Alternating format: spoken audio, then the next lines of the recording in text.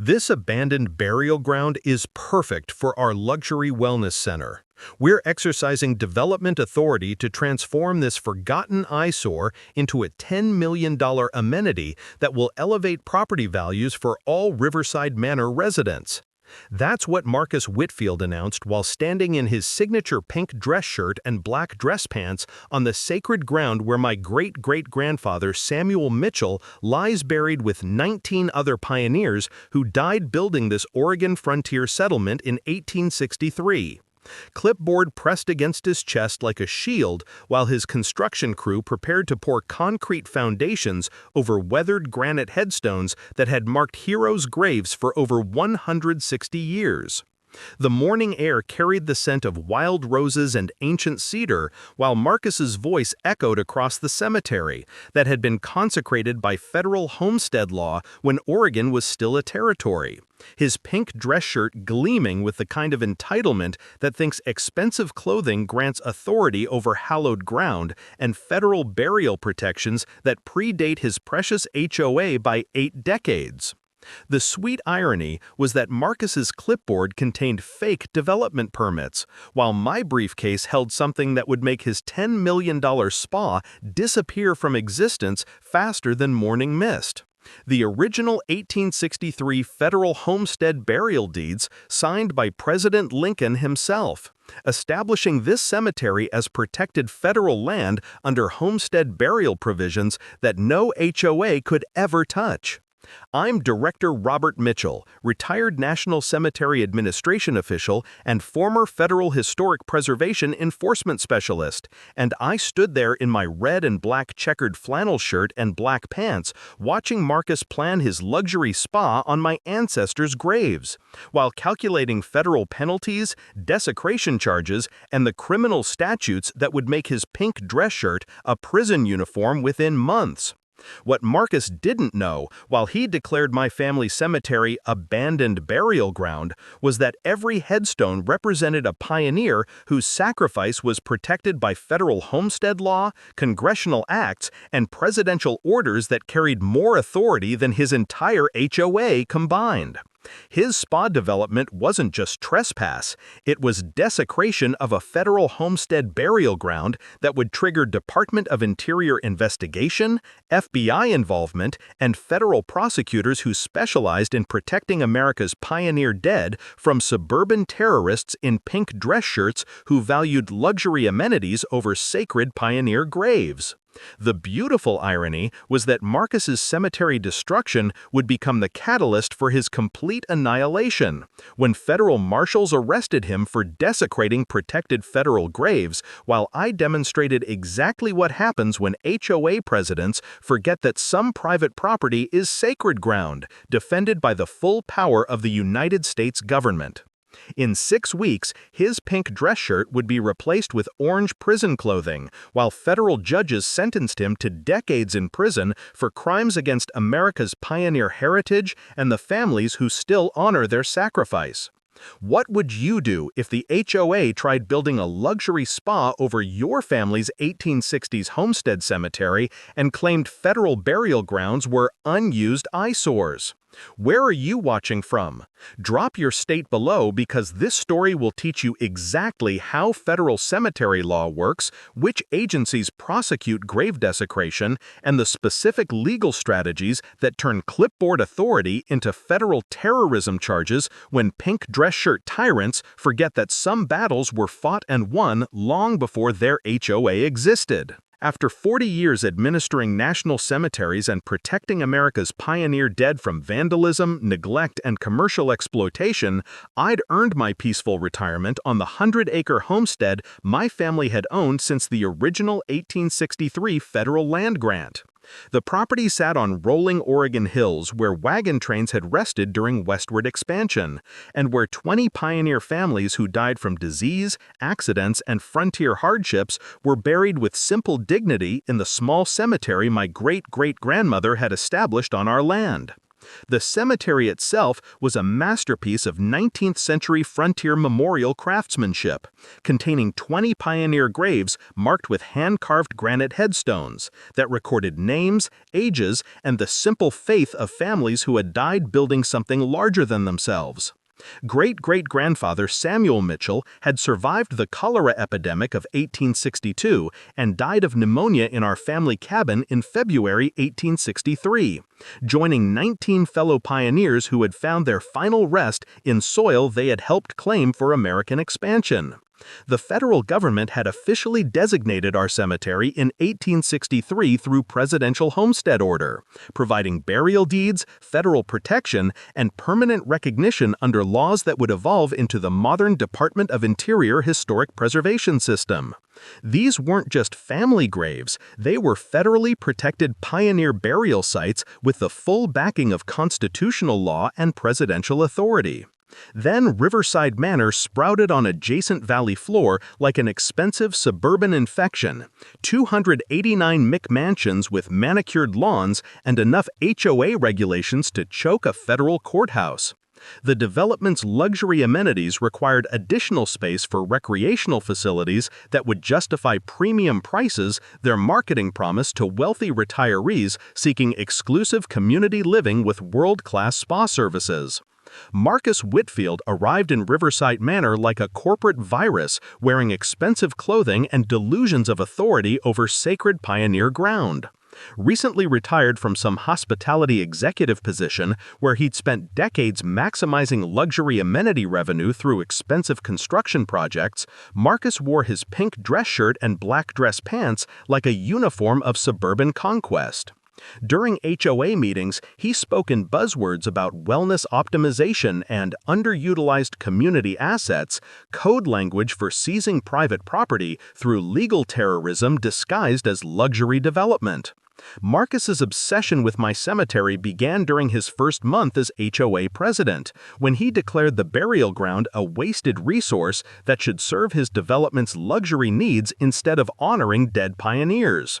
The first warning shot came via certified mail, claiming my cemetery's abandoned condition created development opportunities that his HOA could exploit through authority he didn't possess under federal homestead law.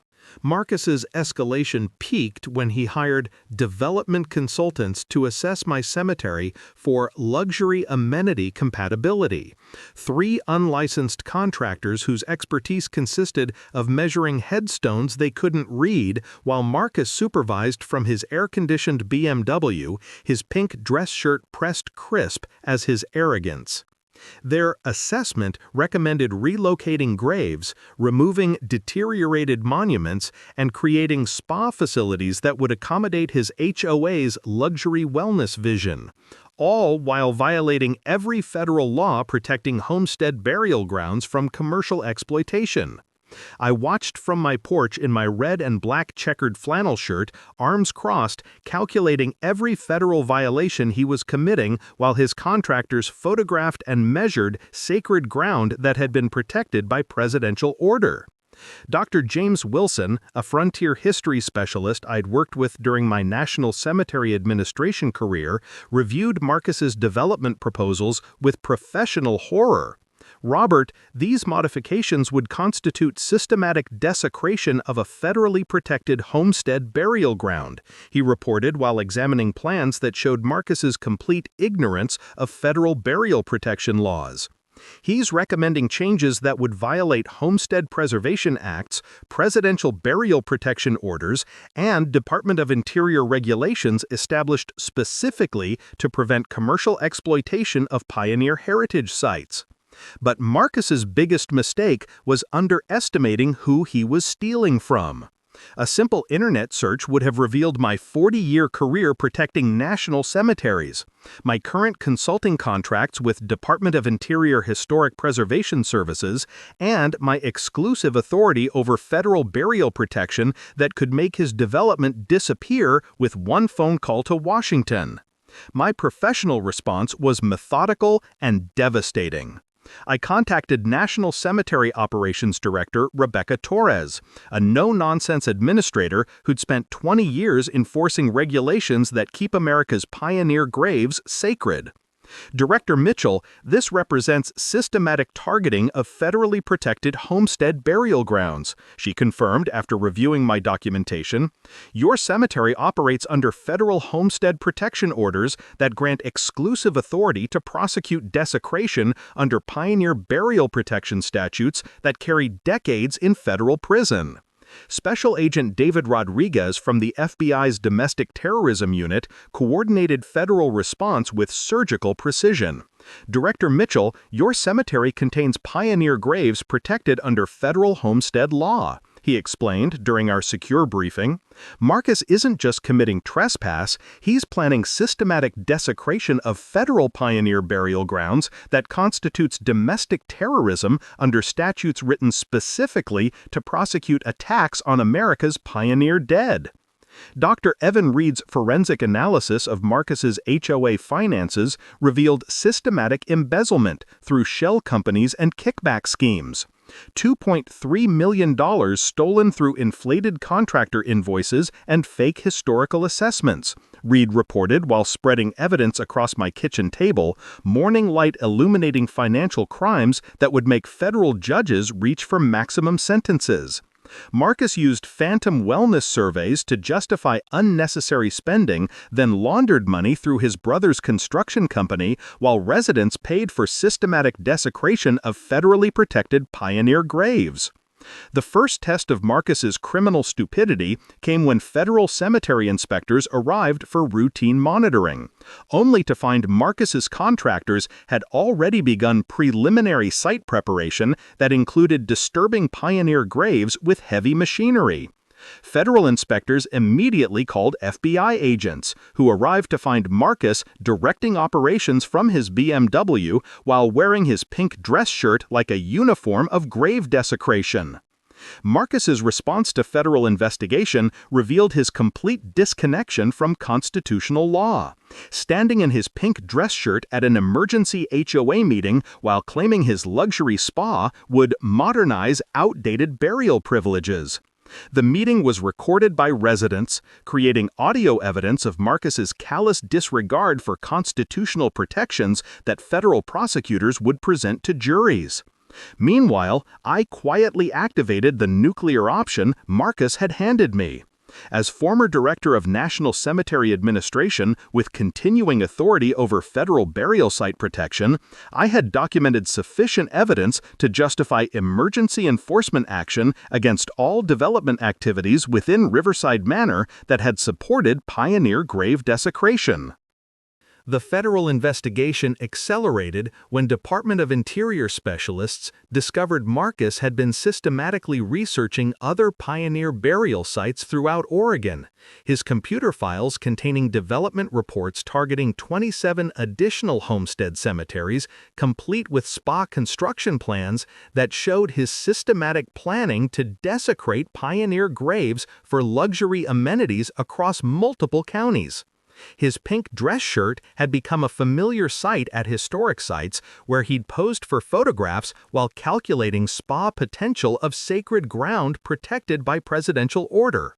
Dr. James Wilson, a federal pioneer protection specialist, analyzed Marcus's elimination plans with professional horror. This represents coordinated attack on federally protected homestead burial grounds disguised as luxury development, he testified during preliminary hearings. Mr. Whitfield has systematically targeted federal homestead burial sites while using fraudulent development permits to legitimize commercial desecration of America's pioneer heritage. The civil lawsuits began immediately after Marcus's federal arrest, with pioneer heritage organizations filing damages claims against Marcus, his HOA board, and every contractor involved in his cemetery desecration conspiracy.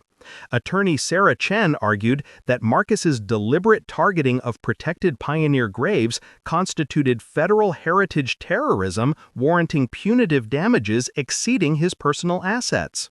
Marcus's desperate final gambit was attempting to claim historic preservation authority for his spa project, filing emergency motions arguing his development would modernize cemetery access and create educational wellness opportunities. The legal theory was so absurd it violated basic constitutional principles, but Marcus pressed forward with motions that became evidence of his systematic criminal intent. The catastrophic test came when Marcus's construction crew began actual excavation for spa foundations, using heavy machinery that disturbed 4 pioneer graves and damaged headstones that had marked Homestead families' resting places since 1863. Federal cemetery protection agents responded immediately, arriving to find Marcus directing operations while his contractors systematically destroyed protected pioneer burial sites with bulldozers. The excavation was halted by federal court order, but the damage was documented by federal crime scene technicians who photographed every disturbed pioneer grave for prosecution exhibits. 4 pioneer families' remains had been disturbed by Marcus's machinery, and sacred ground had been violated by commercial spa development. But the real devastation came when I implemented the complete shutdown Marcus had triggered. As Director of National Cemetery Administration, I contacted the Department of Interior and provided comprehensive documentation of Marcus's systematic violation of federal homestead burial protection laws. The department immediately issued emergency cease and desist orders for all construction activities within the development. The Environmental Protection Agency suspended all recreational permits for the area pending restoration of damaged pioneer heritage sites. Within 48 hours, Marcus's $289 million development was effectively frozen by federal heritage protection enforcement. No construction, no luxury amenities, no spa development, just expensive houses surrounded by federal crime scene tape. The federal trial began with media coverage that transformed Marcus's pink dress shirt into a national symbol of heritage terrorism and systematic desecration of America's pioneer burial sites. Prosecutors presented overwhelming evidence of homestead grave violation, federal heritage destruction, and criminal conspiracy that had endangered protected pioneer burial grounds for luxury spa development while enriching Marcus's family through embezzled community funds. Marcus's defense crumbled under cross-examination, revealing his complete ignorance of federal homestead burial protection laws and basic respect for America's frontier families who'd sacrificed their lives to build the Western territories. Wearing standard business clothing instead of his signature pink dress shirt, Marcus appeared diminished while prosecutors played recordings of him defending his cemetery destruction during active federal investigation. National Cemetery Protection Director Rebecca Torres delivered testimony that ended Marcus's defense permanently. Mr. Whitfield's actions represent the most egregious violation of federal homestead burial protection I've encountered in 20 years of pioneer heritage administration, she stated, while prosecutors displayed photographs of disturbed graves and damaged homestead headstones. His spa development was specifically designed to profit from desecration of federally protected pioneer burial sites. Dr. Sarah Martinez's historical preservation analysis demonstrated how Marcus's development violated every principle of pioneer cemetery protection established by presidential homestead orders. This represents systematic desecration of federally protected homestead burial grounds disguised as luxury development, she testified. Marcus engineered commercial exploitation of sacred homestead ground that prioritized luxury wellness facilities over honoring pioneer families who died building our Western territories. The financial evidence presented by FBI forensic accountants revealed Marcus had systematically embezzled HOA funds while enriching family members through inflated contractor invoices and kickback schemes. Special Agent Rodriguez testified about discovering $2.3 million in stolen community funds, fake historical assessments used to justify cemetery destruction, and shell companies designed to launder money through Marcus's brother's construction business. Pioneer family representatives delivered heartbreaking victim impact statements. Pioneer descendant Colonel James Thompson described his ancestor's grave being disturbed by Marcus's commercial spa development, explaining how the desecration had violated 5 generations of family honor and homestead tradition. The sons of pioneer families presented evidence of systematic damage to protected burial sites that represented irreplaceable losses to American homestead heritage. The prosecution's closing argument was devastating. Marcus Whitfield didn't just steal money or violate HOA regulations, Assistant U.S. Attorney Robert King stated. He systematically desecrated the sacred resting places of American pioneer families who died building our Western territories. This isn't just cemetery violation, this is terrorism against American homestead heritage disguised as luxury development. Federal Judge Patricia Morrison delivered Marcus's fate with gravity reserved for those who attack America's sacred institutions. Mr. Whitfield, you systematically desecrated federally protected homestead burial grounds while embezzling community funds, she stated, while Marcus stood in shackles. Your conduct represents fundamental disrespect for pioneer sacrifice that demands maximum federal consequences. The sentence was devastating. 28 years in federal prison, complete asset forfeiture totaling $8.2 million, and restitution exceeding $35 million to pioneer heritage organizations and cemetery restoration funds. Marcus's luxury spa development was permanently dismantled by federal marshals using controlled explosives that symbolically destroyed his monument to cemetery desecration while restoring my family's 1860s Homestead cemetery to its rightful purpose. The restoration project became a national model for pioneer cemetery preservation that attracted support from heritage organizations and federal agencies committed to protecting America's pioneer burial sites from commercial exploitation. The cemetery was rededicated with full pioneer ceremony attended by hundreds of frontier descendants, historical preservationists, and government officials who understood the sacred nature of the ground Marcus had tried to desecrate.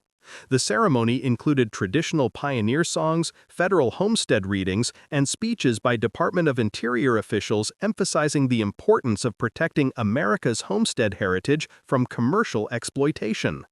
Marcus Whitfield remains incarcerated in high-security federal prison, his appeals exhausted, early release requests consistently denied.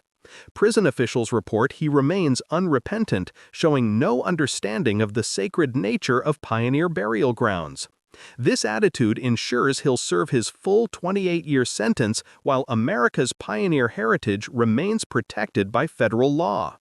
The broader impact extended beyond Oregon as the federal prosecution became a landmark case setting legal precedents for prosecuting HOA officials who target federally protected pioneer burial grounds. The Mitchell Homestead Protection Act, new federal legislation inspired by this case, now mandates enhanced penalties for cemetery desecration and strengthens Department of Interior enforcement authority. For anyone facing similar attacks on family pioneer burial grounds, the lessons are clear. First, document everything meticulously.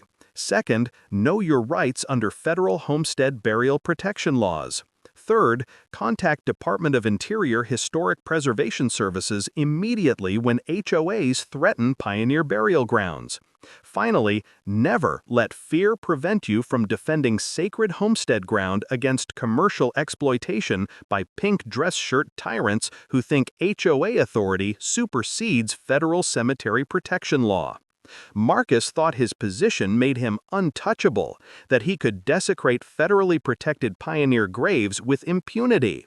His 28-year federal prison sentence proves no one is above the law when they violate America's sacred institutions.